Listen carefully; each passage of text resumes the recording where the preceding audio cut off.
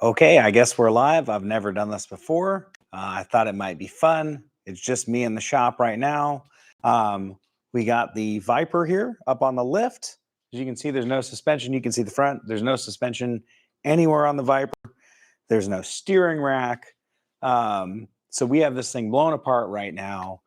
So we actually got back recently from the Tail of the Dragon. We were up there for a week driving this thing around in the mountains. It was incredible. Honestly, I've been up there before in different vehicles. I did not expect the Viper to be able to handle so well.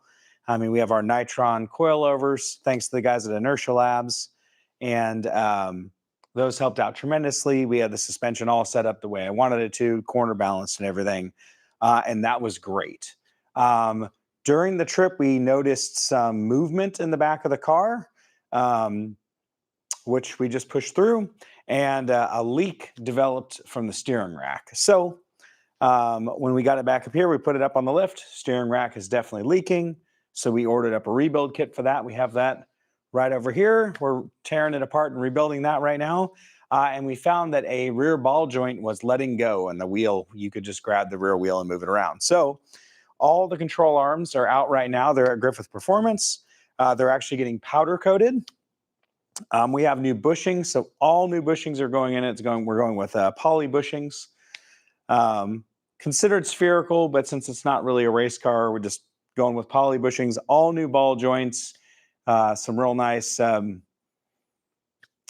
upgraded ball joints, How Racing ball joints, and we will get this all back in with the rebuilt steering rack, and the entire suspension will be new at that point. We have billet sway bar mounts with new bushings that are going in as well as part of that. So that is kind of what's new with the shop and with the Viper. We've had Rowdy out at a number of events recently. It's over there. Still running good. We have some races coming up. We'll be racing another car, which we might bring into the channel. We have new updates to the E-Sense. We have, granted, whenever you watch this video, we have Dash 12 fittings in stock now. We were out of stock on those for a while. We have plenty of those in stock now. For those of you that need a Dash 12 fuel line feed through your ethanol sensor, so that's ready to go. Obviously, the integration with the Motec here on the Death Wish Viper. We have the turbos for this sitting over there on our trip. We ran an NA, so I actually took the turbos off. It wasn't all dialed in and tuned for the turbos or anything like that. So I just figured it would be easier to they're actually pretty easy to remove. It's just a manifold for the most part, and put the headers back on and run it on that trip. And we put a lot of miles on it on that trip. So it's about ready now to get the turbos on it. Also, it has the Mantic or GCC triple disc clutch in it. So we did that actually after the trip. And I've put a few miles on that as well for breaking it in. And I got to say, I couldn't be happier with that clutch. It's so easy to modulate. It's smooth. It does have a lower moment of inertia. I wanted to make sure that this thing still idled very easy and was easy to drive. Like with Rowdy, we have a super lightweight rotating assembly, and we had got them to make that clutch as light as possible. And that one still engages very smooth, but there's no inertia. So it is a little bit easy to stall Rowdy. This is just great. It doesn't feel like it's any easier to stall. There's more travel after the bite in the clutch pedal, so that's where it's easier to modulate. I mean, I pulled this thing up on the trailer the other day before we took it apart, and it was just so easy to just creep on up the trailer. I was seriously impressed. So with that being in, obviously the fuel system, all that's already done. We are ready for boost, and it should hold. So everything else, that we needed for boost is complete at this point in time. So once the suspension's back in, we get that alignment all dialed in and drive it and make sure that's all good. And reevaluate. I'm actually really excited to drive it without that little rear end shimmy. It should be, anyways, because it's kind of always had a little bit of shimmy, but we checked it over before the trip and I didn't notice anything loose like that. But certainly when we got back, you could actually move the wheel. So those roads put a lot of force on everything, and that found that weak point. So I'm hoping it just feels just buttoned up after this. And anything else new on it? Not really. So the control arms are actually getting powder coated bronze like the wheels.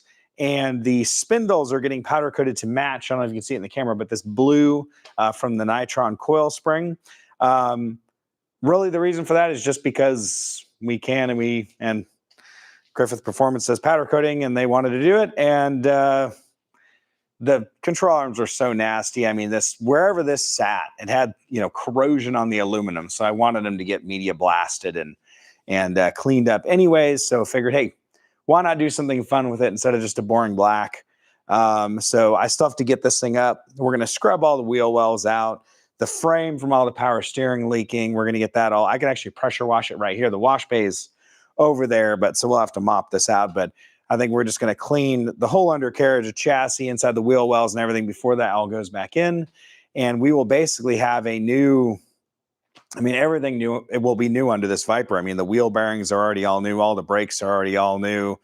The links, the coil, all that. So we're replacing everything else at this point. So everything that this chassis is going to sit on is going to be brand new. So it should be ready to rock and roll, and we'll be able to have some more adventures with it. Other than that, we have some CAN integration stuff coming up for some different vehicles through some different vendors you probably already use. The E-Sense is getting an upgrade to have CAN output. So that'll be available really soon. So you won't need to buy an ethanol sensor and have a CAN module. That'll all be one unit. So you can have all the great advantages of the E-Sense with the high flow reliability, easy integration, and you'll have that CAN integration all in one unit. Also, that'll probably have the Bluetooth on it as well. So you'll be able to access your content with your app.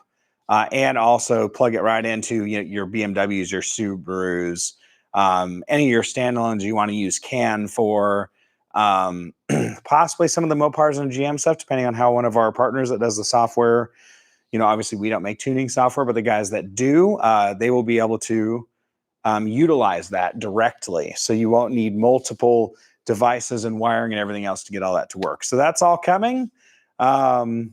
Anyways, I hope everyone's having a good year. If you went to SEMA, hope that was great for you. We got PRI coming up. We will be there. So we'll see you at PRI. We'll see you at the track or just out on the road. Hope you're having a good day. And don't mind me as I walk over and turn this off because I'm the only one here. So for anyone that watches this video, thanks for stopping by our channel. Check out some of our other content. And we're trying to hit a milestone right now. So help us hit that milestone. That'd be great.